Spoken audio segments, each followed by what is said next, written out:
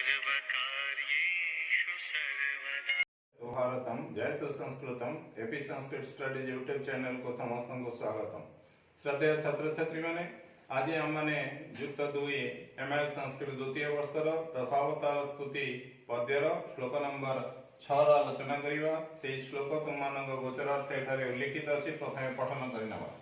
क्षत्रिय रुधिरमय जगतपगत पापम स्नपयसि पयसि समित भवतापम केशव धृत भृगुपति रूप जय जगदीश हरे। प्रथमे देखिनवा संधि विच्छेद। जगतपगत पापम जगत युक्त अपगत पापम। तापरे आमे ए श्लोकर अन्वय करिवा। अन्वय अनुसार अर्थ निष्पादन करिवा।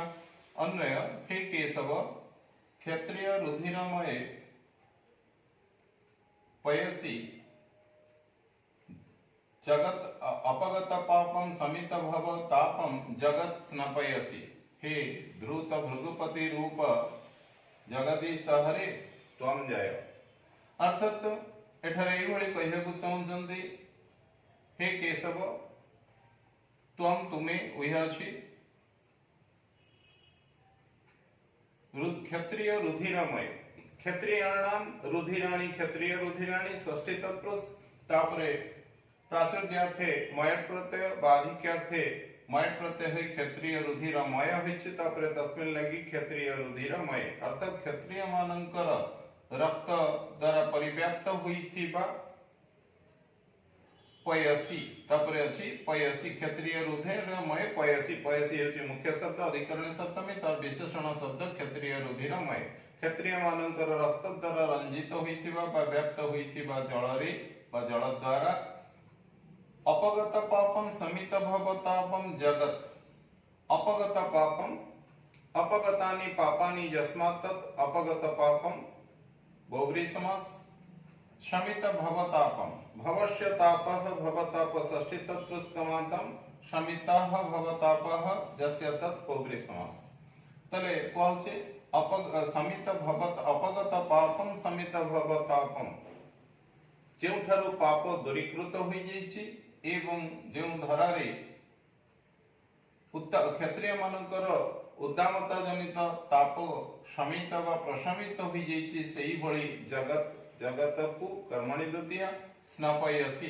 स्नपयसि मीन्स धौत करिछ व धोई देइछ व शुद्धिकरण करि देइछ। हे धृत भृगुपति रूप भृगु नाम पति षष्ठी तत्पुरुष भृगुपते हे रूपम भृगुपति रूपम षष्ठी तत्पुरुष।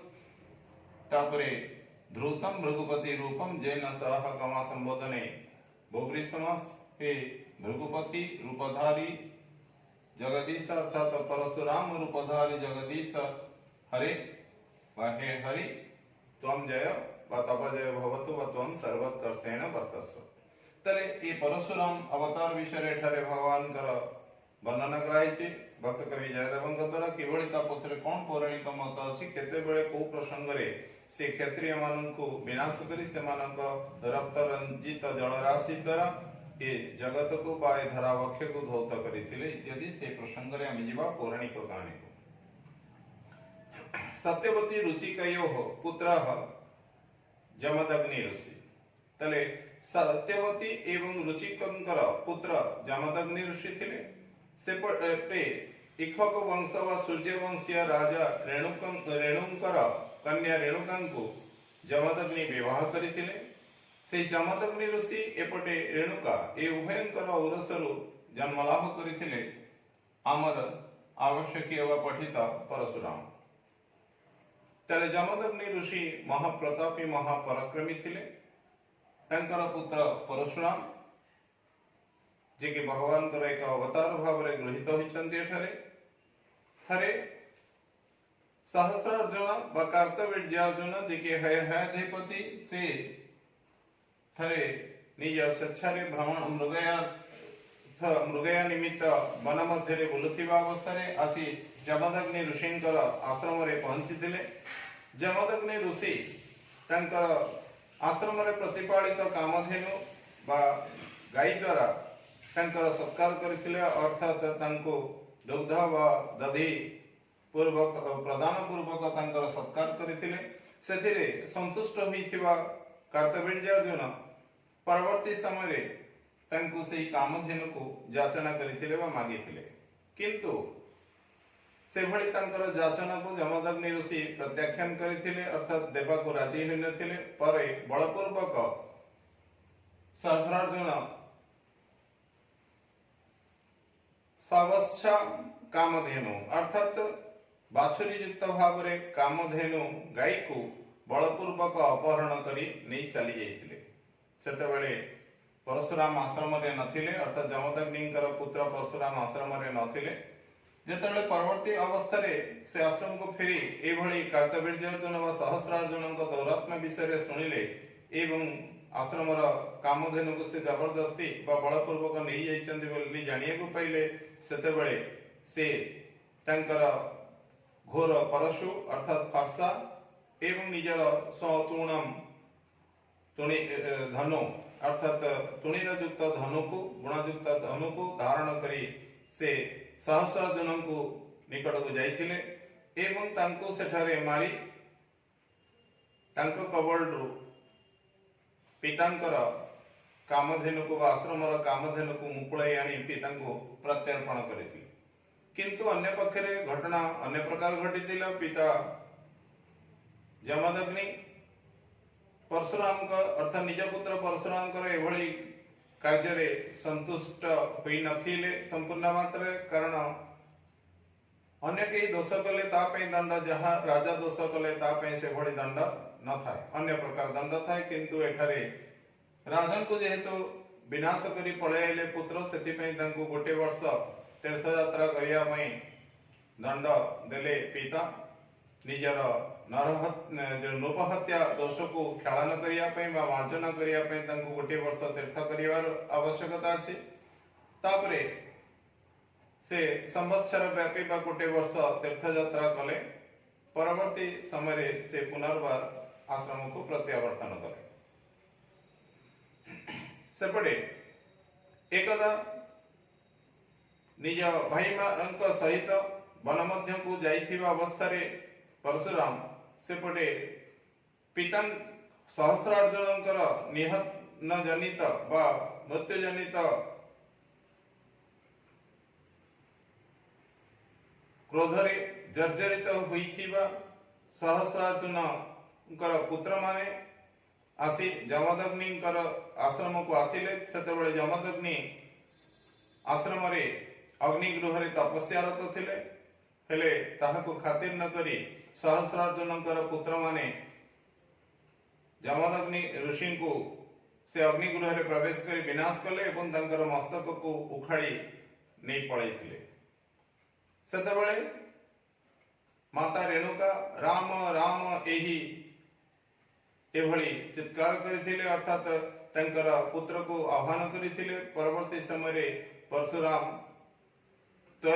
ତରତା ପୂର୍ବକ ବା ବ୍ୟଗ୍ରତା ପୂର୍ବକ ଆସି ଆଶ୍ରମରେ ପହଞ୍ଚିଲେ, କିନ୍ତୁ ସେତେବେଳକୁ ସହସ୍ରାର୍ଜୁନଙ୍କ ପୁତ୍ରମାନେ ତାଙ୍କ ପିତା ପିତା ଯମଦଗ୍ନିଙ୍କର ମସ୍ତକକୁ ନେଇ ପଳାଇ ସାରିଥିଲେ। ପରବର୍ତ୍ତୀ ସମୟରେ ପରଶୁରାମ ପୁନର୍ବାର ପିତୃହତ୍ୟାର ପ୍ରତିଶୋଧ ନେବାକୁ ଯାଇ ମାହିଷ୍ମତିକୁ ଗମନ କରିଥିଲେ, ଅର୍ଥାତ୍ ରାଜଧାନୀ ହୟହୟଦ୍ୱୀପର ରାଜଧାନୀ ମାହିଷ୍ମତିକୁ ଗମନ କରି ସେଠାରେ କାର୍ତ୍ତବୀର୍ଯ୍ୟାର୍ଜୁନଙ୍କର ବା ସହସ୍ରାର୍ଜୁନଙ୍କର ପୁତ୍ରମାନଙ୍କୁ ବିନାଶ କରିଥିଲେ ଏବଂ ପିତାଙ୍କର ସେହି ଖଣ୍ଡିତ ମସ୍ତକକୁ ଆଣି ତାଙ୍କର ଆଶ୍ରମକୁ ଫେରି ଆସି ପିତାଙ୍କର ମସ୍ତକକୁ ମୃତ ସଞ୍ଜୀବନୀ ମାଧ୍ୟମରେ ସଂଯୋଜନା କରି ଜୀବଦାନ କରିଥିଲେ ଏବଂ ଋଷିମଣ୍ଡଳରେ 7ମ ସ୍ଥାନରେ ବିଦ୍ୟମାନ କରି ତାଙ୍କୁ ପୂଜାର୍ଚ୍ଚନା କରିଥିଲେ ଏବଂ ସେହିଭଳି କ୍ଷତ୍ରିୟ ମାନଙ୍କର ଉଦ୍ଦାମତା ବା ଅହଙ୍କାର ଏବଂ ପରାକ୍ରମ ଜନିତ କଷଣରେ ପୃଥିବୀ ଯେଉଁ କଷ୍ଟ ପାଉଥିଲା ତାହାକୁ ଦୂରୀକୃତ କରିବା ପାଇଁ ସେ 21 ବାର ପୃଥିବୀରୁ କ୍ଷତ୍ରିୟ ଶୂନ୍ୟ କରିବା ପାଇଁ ପଣ କରିଥିଲେ ଏବଂ ସେହିଭଳି କାର୍ଯ୍ୟ କରି କ୍ଷତ୍ରିୟ ମାନଙ୍କୁ ବିନାଶ କରି ପୃଥିବୀରୁ ପାପର ଭାରକୁ ହାଲକା କରି ପୃଥିବୀର ଉତ୍ତାପକୁ ପ୍ରଶମିତ କରି ସେଇ କ୍ଷତ୍ରିୟ ମାନଙ୍କର ବିନାଶ କରି ସେମାନଙ୍କ ରକ୍ତରେ 5 କୋଟି ହ୍ରଦ ସୃଷ୍ଟି କରି ଦେଇଥିଲେ। ଏପଟେ ଏଭଳି ପୌରାଣିକ ମତ ଅଛି ଏବଂ ଏପଟେ ପିତାଙ୍କୁ ଋଷିମଣ୍ଡଳରେ ସତ ସ୍ଥାନରେ ପୂଜା କରି ସେ ଯୁଗ ଯୁଗ ପାଇଁ ନିଜେ ଅବତାର ଭାବରେ ପ୍ରସିଦ୍ଧି ଲାଭ କରିଥିଲେ। ସେପଟେ ପୁତ୍ର ଜନିତ କାର୍ଯ୍ୟ ସମ୍ପାଦନ କରିଥିଲେ ଏବଂ ଆଜି ମଧ୍ୟ ସେ ମହେନ୍ଦ୍ର ପର୍ବତରେ ଦଣ୍ଡ ଧାରଣ ପୂର୍ବକ ବିରାଜମାନ କରିଛନ୍ତି ବୋଲି ପୌରାଣିକ ପ୍ରସିଦ୍ଧି ରହିଅଛି। ତାହେଲେ ଏଇ ଥିଲା ଯମଦଗ୍ନି ଋଷିଙ୍କର